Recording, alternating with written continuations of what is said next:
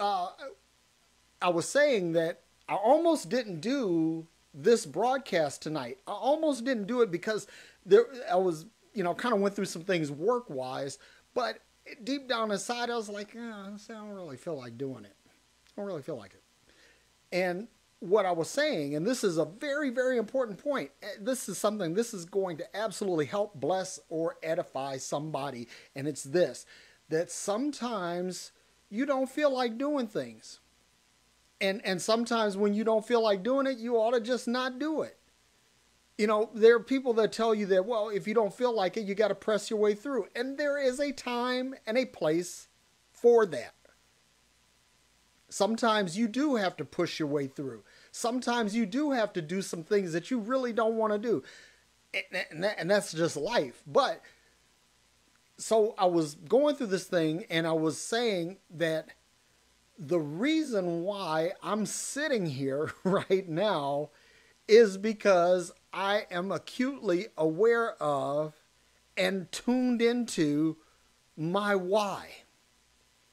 And one of the really tragic things about humanity is that people will go through their entire lives never knowing what their why is.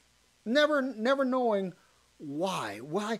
And here's the thing. You can't really know why you're here. I mean, you can only speculate on that. There's something that's higher intelligence that, and I honestly believe that God doesn't put you here for a specific purpose, but that you have a range of potential in which there are many things that you can do. But when you are tuned into your why, that's when you begin to find out what it is, where your passion lies, where your super strength, your superpower, where it lies. And one of the things that I want to help people out with is to help them find their why. Because see, I really think I understand my why. I'm a teacher. I'm a talker. I'm a thinker. One of my Facebook friends said that he'd be suspect of anybody that called themselves a thought leader, but I have no shame in my game, and I'll call myself a thought leader because I'm constantly thinking, and I'm not just thinking randomly. I'm thinking things that I believe are advancing the state of the art of humanity. And there are people that are like that. And so I'm not going to say, well, I'm not a thought leader. No, I'm a thought leader. And I'm okay with that. And because when you look at people like Simon Sinek and you look at Gary Vaynerchuk, you look at Joe Dispenza, you look at these people, and they all are thought leaders. They're thought leaders. So that's my why. That's my raison d'etre. My reason for living. And it's tragic because if you visit a cemetery, you will find that the cemetery is full of dreams that died with the people that they were once contained in. Everybody, and I'm talking to you, yeah, you, that there is something in this world that only you can do, or only you could do it better than anyone else. Or you're the difference maker, you're the game changer, but you're the one, you're the secret sauce. And you have to understand your why before you can get to the who, what, when, and how. And because this is quantum spirituality, I have to talk about something quantum to tie this all in. And it's this, that we understand that that in the quantum realm, you have particles and waves that exist. And the wave is basically the fluid, what is the medium that things are contained in. And there are many different fields, but in the field of life, in the field of love, that you manifest as a particle when something excites the field of love.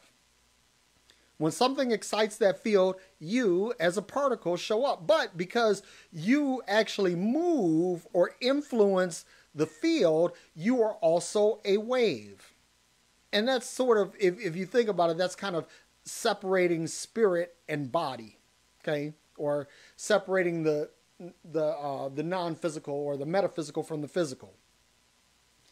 But everything exists for a purpose. And when you think about this in terms of astronomy, that you have the inner planets.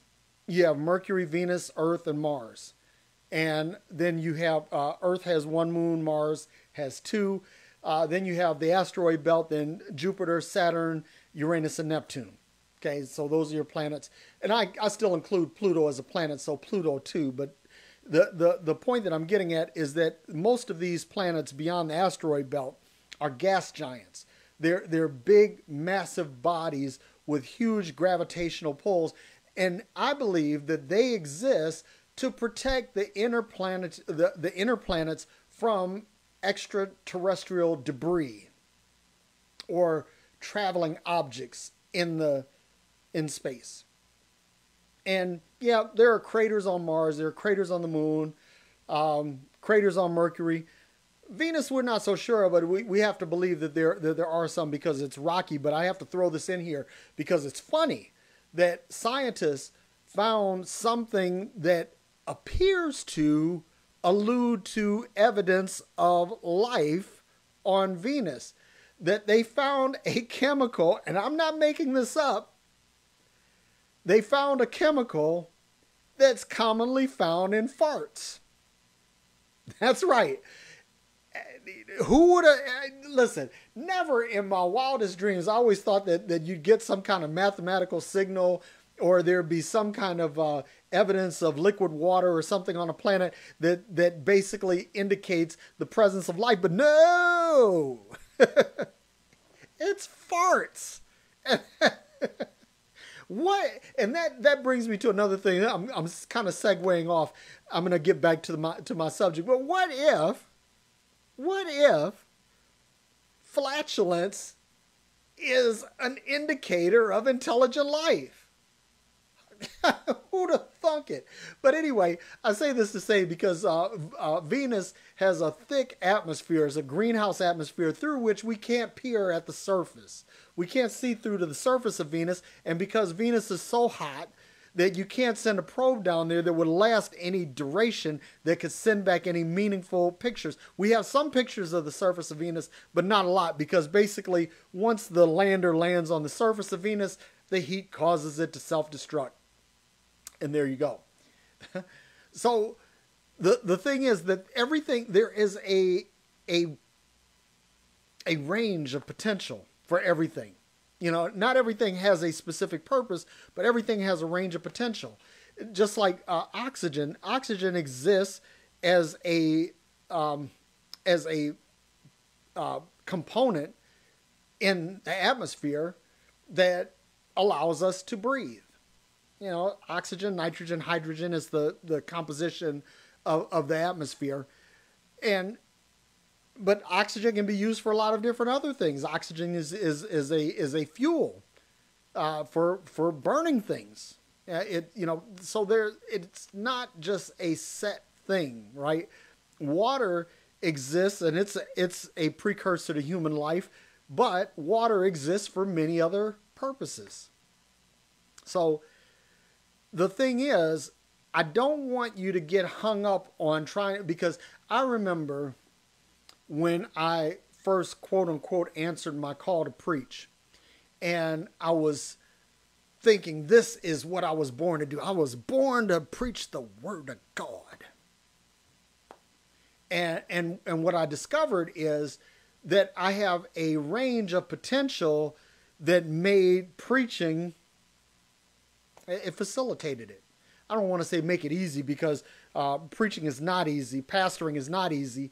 For those of you who have been in that position, it's not. But it facilitated. And likewise, there are things in you that facilitate certain activities.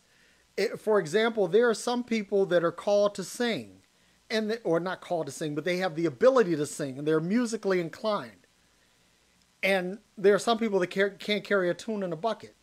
There are some people that anything mathematical, whether it be classical mathematics, statistics, calculus, finance, there's something that they're wired for mathematic potential. Some people, and then some people are wired for language. But this is the thing, that if you don't know what your why is, you don't really know what the starting point of your life is. And here's the thing. If you want to understand your why, there are two things that you can look at. One is, what am I good at? What am I good at? Typically, why can be found in talent, but it's not always. Sometimes why can be found in how you see a thing. I remember hearing this story about Dr. Martin Luther King Jr., that he did not fancy himself as the leader of the civil rights movement. But when one of his parishioners, Sister Rosa Parks, was arrested, he felt the urge to get involved. And the rest, as they say, is history. Now, Dr. King was certainly an amazing orator, and he was certainly a deep thinker. But did those things contribute to his success in the civil rights movement? Don't know. You know, Albert Einstein, it is said, he was turned down for a number of professorships, and he wound up taking a job as a patent clerk. That's what Albert Einstein did for a living. But as we know, his contributions to the understanding of physics are legendary. So we all have something, we have things, and I'm sure that Albert Einstein was a fantastic patent clerk.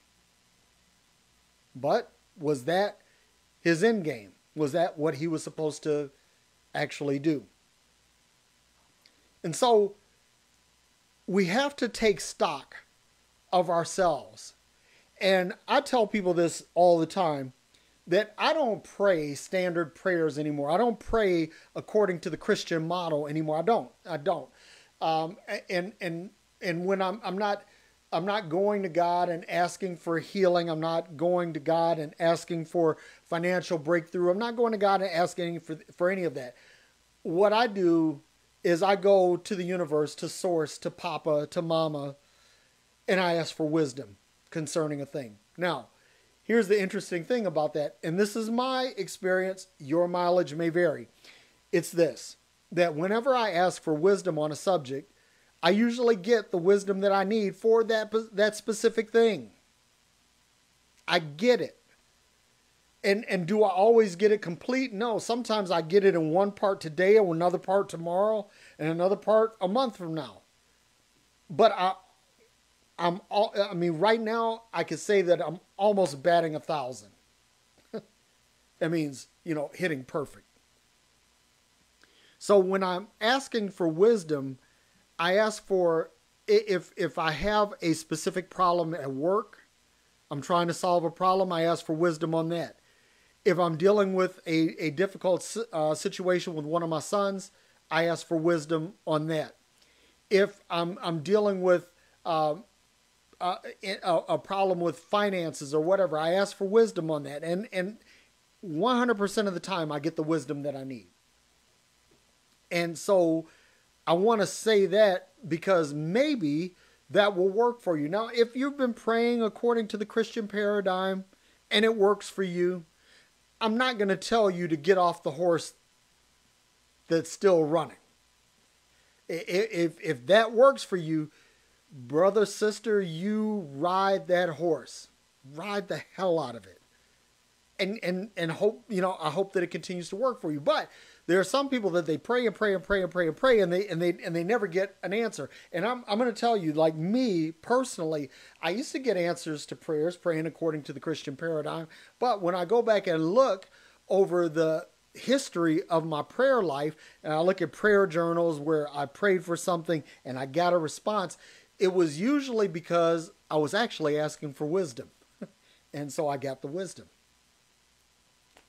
One of the things that you probably won't get is something that you already have influence or power over.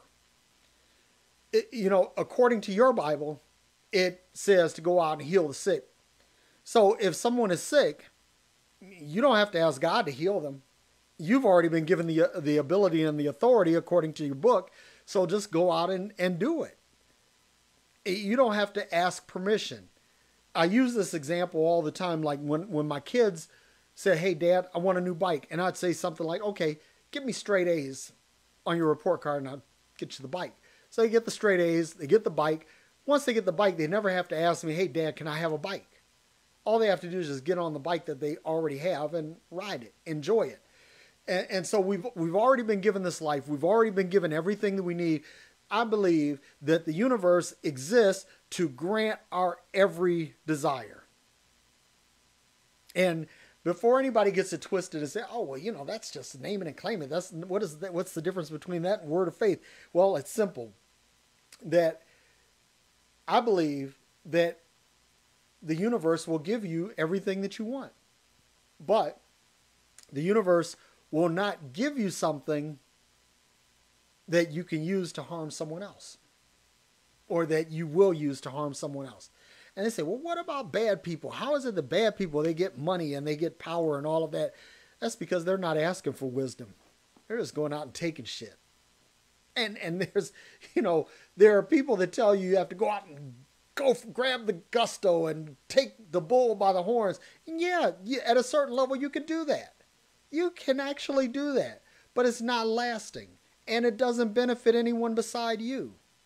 So the thing is, what you want to do is you want to ask for wisdom that not only benefits you, solves your problem, but solves other people's problems. And if I could say this, that at a very fundamental level, the why of virtually every human being, the core why, is to help humanity. Y'all thought I was going to say glorify God, didn't you?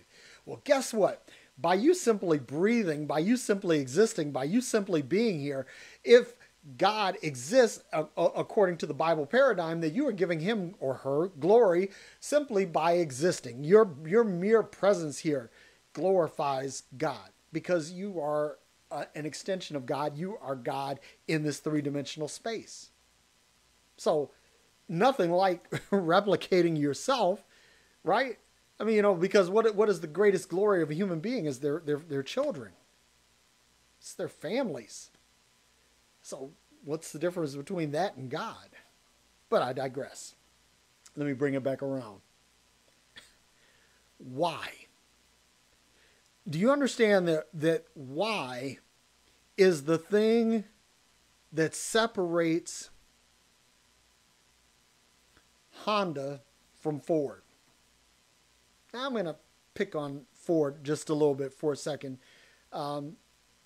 because Honda began as a motorcycle parts company. And eventually, Soichiro Honda, the founder of Honda, eventually began to build motorcycle engines. And then he began to build whole motorcycles. And then he began to build cars. And the interesting thing about that is that every person that he hired to be part of the financial apparatus of the company, that they had to have a little bit of engineer in them. In fact, there was almost an unspoken edict in Honda that their financial officers had to be involved in racing at some level. Not so they could understand competition. That Honda was not really big on competition, but he was big on engineering excellence. And he believed that by showing or having his officers participate in motorsports, that they would understand what engineering excellence was. Now, because of this, Honda, even though they are not by a long shot the biggest car company in the world. As a matter of fact, of the major car companies, I think that probably only Subaru is smaller. Honda's not a big company. But for years, they sold the very best-selling car in the world, the Honda Accord.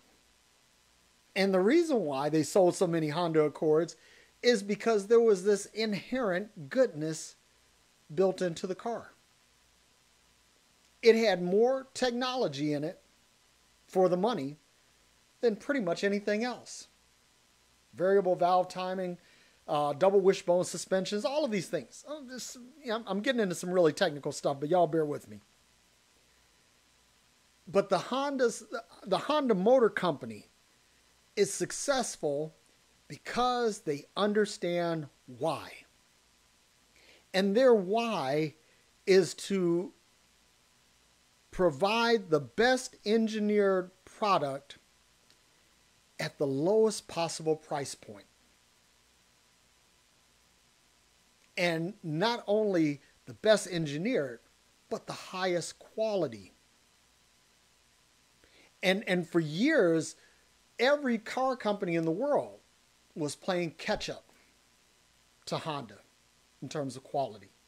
Everybody, including Toyota. And they were playing catch up. Now, I said that I was going to pick on Ford, and here's what I believe, that Ford is a company that has lost its why. When Henry Ford began building Model Ts, now he was not the inventor of the automobile, and he was not the inventor of the assembly line. What Henry Ford figured out was how to scale manufacturing and how to basically put a car within reach of every American. Now, that was his why. It was to provide the best or the lowest cost car to every man. And so they sold millions of Model Ts. I think that the number is actually like 21 million Model Ts that were sold. But over time, you know, Ford is, at one point, Ford was the zenith of car manufacturing. And it was something, at one point, Ford was something that Honda could only dream about being. But somewhere they lost their why.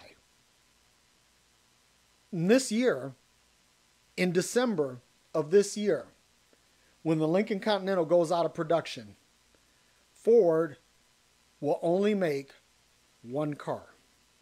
Everything else will be CUVs and trucks, or SUVs, CUVs, SUVs, and trucks.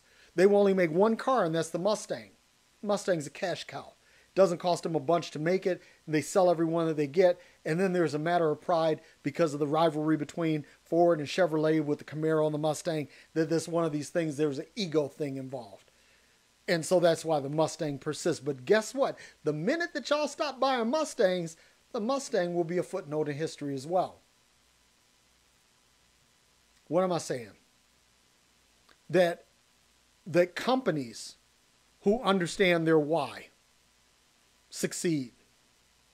Today was the Apple reveal, and I repeat that I'm not a paid spokesman for Apple, but I love Apple products. I use them. I love them. They all work. It's just simple. They work. But what Apple does, and y'all hear me on this, Apple doesn't try to make the world feel better about Apple. Nope. Apple makes its customers feel better about themselves because they buy Apple products. Y'all remember the iPod? That when people were walking around with those little white earbuds in their ear and the white cord, it was like a status symbol. And if you had an iPod, you felt really good about yourself. You thought you were hip. You thought you were technologically savvy. You thought that you were a trendsetter. That's what Apple wanted to make you feel like. Apple wanted you to feel better about you because you used their stuff. And I've said this before, that Microsoft had a competing product called the Zune, and Creative Labs had the virtual jukebox, and Dell made MP3 players, a whole bunch of MP3 players that were out at that time. And all of them failed because the Zune had the specs. The Zune was better in every measurable category than the iPod was, but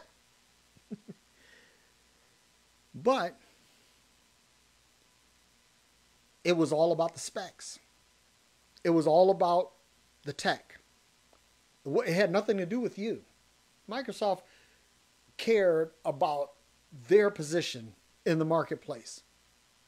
And again, if you look at tech, Apple, the reason why Apple succeeds is because people feel better about themselves for using Apple. People feel better about themselves because they drive Hondas. People feel better about themselves because they have Amazon Prime. People feel better about themselves for watching Oprah. People feel better about themselves from listening to Joel Osteen. Do you see what I'm saying? That there are people, there are companies, there are entities that they really don't care about how they themselves are viewed. What they care about is what you think about you after you've dealt with them. Now, if you want to know the key to customer satisfaction, the key to the key to business success, I've just given you the game for free. If you are a business owner, if you make your customers feel better about themselves because they're doing business with you, that they feel smarter, that they feel better informed, that they feel more tech savvy, that they feel that they are trendsetters or fashionable because they are using your product or service, then you are winning. And that's the catch.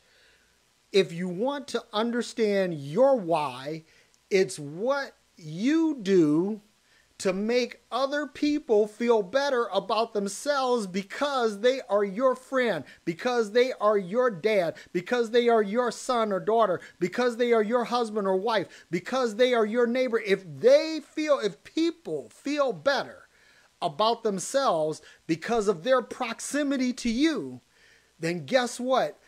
That, whatever it is that you're doing to facilitate that, to make that happen, that, brother, sister, is your why. That's it.